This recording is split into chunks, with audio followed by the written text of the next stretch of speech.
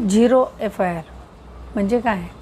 तर zero FIR BNSSच्या section 173 प्रमाणे zero FIR दाखल करता येते. आता झिरो FIR कोणत्या वेळेला दाखल करता येते?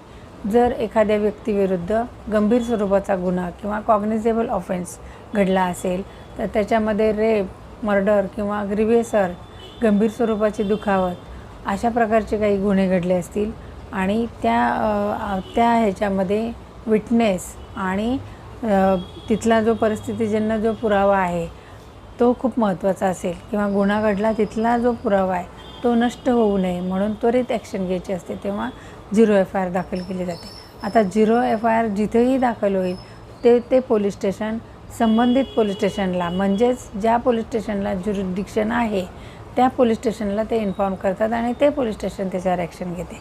तर आता झिरो FIR जी आहे ती निर्भया केसपासून चालू झाली. निर्भया केस आता ही इलेक्ट्रॉनिक मोडने सुद्धा किंवा तुम्हाला व्हॉट्सॲप मेसेजने सुद्धा पोलीस स्टेशनला कंप्लेंट दाखल करता येते आणि ते सुद्धा ती कंप्लेंट पोलीस स्टेशन 3 दिवसात FIRमध्ये कन्वर्ट करते आणि कारवाई करू शकते.